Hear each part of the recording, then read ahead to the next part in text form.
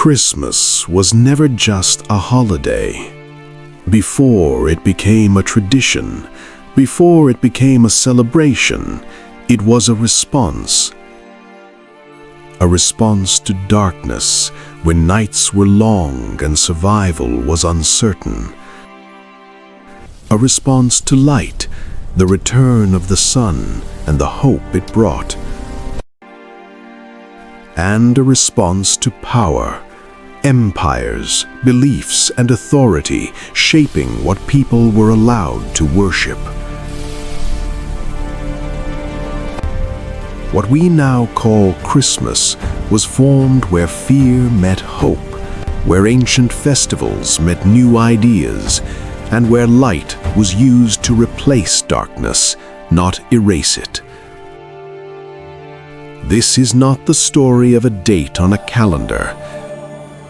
It is the story of how darkness, light, and power created one of the world's most enduring traditions.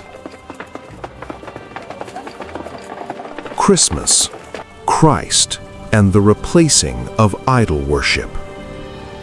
This film is not an argument, it is not a sermon, and it is not an attack on belief. It is an examination of history, culture, power, and faith, and how these forces quietly shape what the world comes to accept as tradition. To understand Christmas, we must step beyond emotion, beyond devotion, and beyond rejection, and enter the long memory of human civilization. Because Christmas was never just a holiday. Before churches, before carols, before candles, trees, and decorated streets, the world lived in darkness. Not poetic darkness, not symbolic darkness, but real darkness.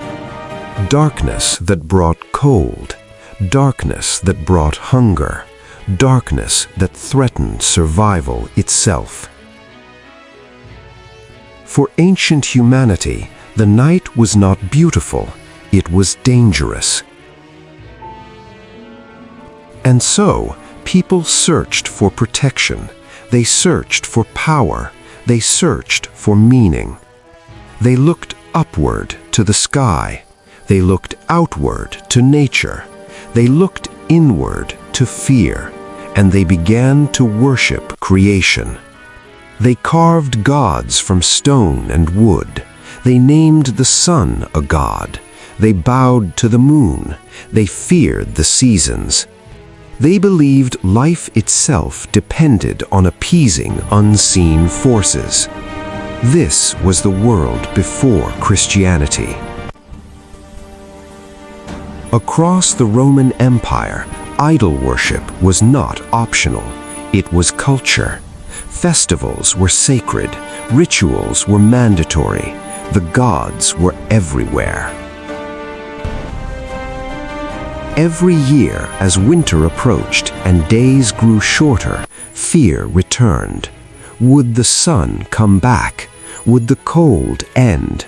Would life survive? And so the people celebrated. In Rome, they held Saturnalia.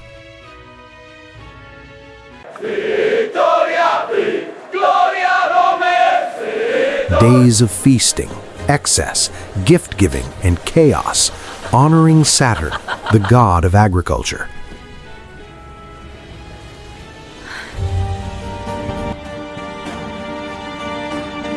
Later, on December 25th, they celebrated Sol Invictus, the unconquered sun. It was believed that on this day the sun defeated darkness, the light returned. Hope was reborn.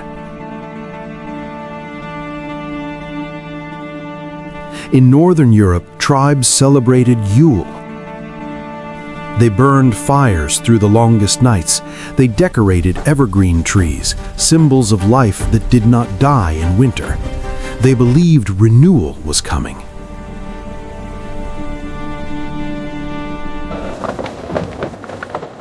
These were not meaningless traditions. They were humanity's desperate attempt to survive darkness. But they were rooted in idol worship, worship of created things rather than the Creator. Then, quietly, without announcement, without ceremony, a child was born. Not in Rome, not in a temple, not during a festival, but in Bethlehem.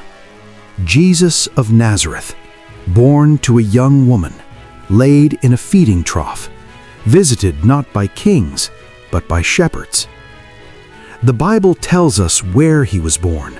It tells us why he was born. It tells us who he was. But it never tells us when. There is no date recorded, no command to celebrate his birthday, no instruction to mark a yearly festival. And for centuries, Christians didn't. The early church did not celebrate Christmas. They remembered his death. They proclaimed his resurrection. They lived by his teachings. To them, his sacrifice mattered more than his birth. In the light of faith, we gather. Let our hearts And that be devotion united. came at a cost. Early Christians were hunted. They were accused of treason for refusing to worship Roman gods. They were mocked for rejecting idols. We cannot proceed without consensus. The risks are too high to delay further. They were killed for declaring that Jesus alone was Lord. They met in secret. They prayed underground. They scratched symbols of the cross on stone walls.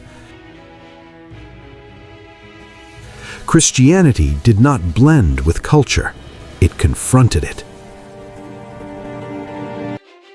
For nearly 300 years, following Christ meant danger. Then, history shifted. In the 4th century, Emperor Constantine legalized Christianity. What was once illegal became accepted. What was once persecuted became protected. Christianity stepped out of hiding and into an empire still filled with idols. Rome had a problem. Millions of citizens still worshipped pagan gods. Their lives revolved around festivals centuries old.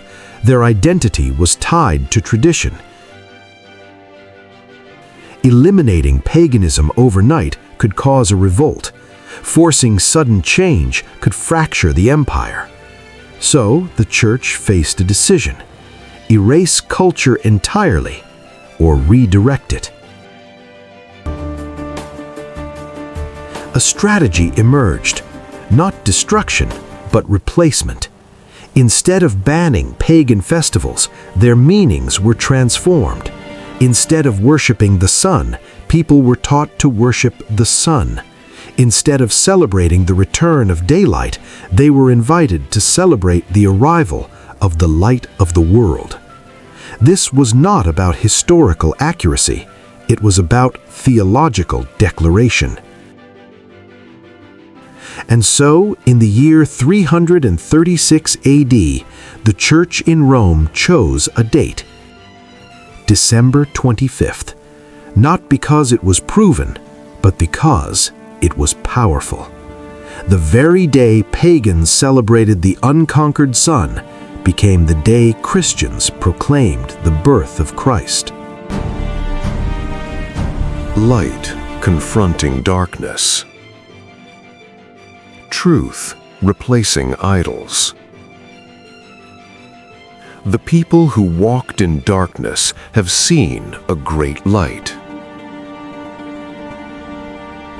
Old symbols remained, but their meanings changed.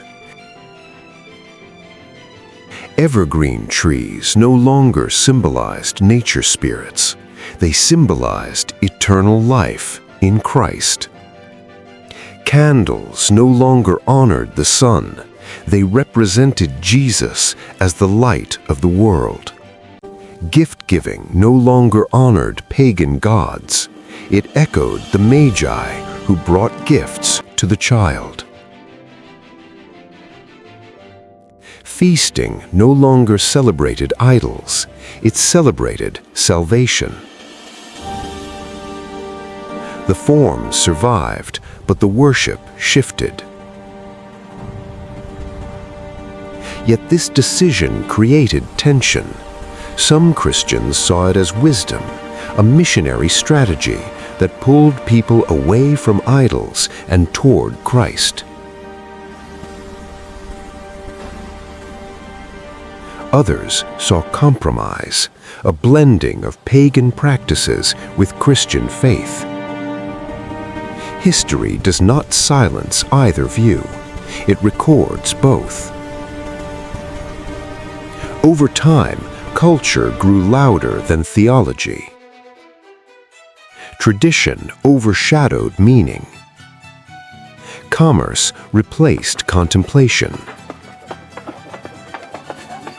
The date became more important than the message. But Christmas was never meant to prove when Jesus was born. It was meant to proclaim why he was born. That God entered human history. That light invaded darkness.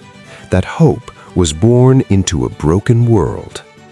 And now the question remains, are we worshiping tradition or the Christ behind it? Because idols change, empires fall, dates fade, but the light still shines. This is not the story of a day on a calendar. It is the story of redemption, and it is still being written.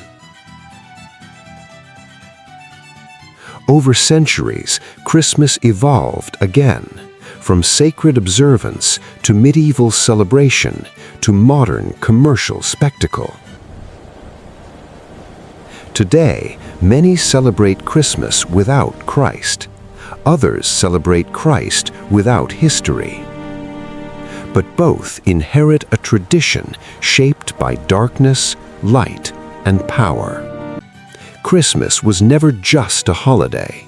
It is a mirror of humanity, our fear of darkness, our longing for light, and our use of power to preserve meaning. When belief, tradition, and authority meet, the result is never accidental. Christmas is only one example. History is filled with others. Thank you for watching Deliverance Tube. If you enjoyed this video, remember to like, subscribe, and share. See you in the next one.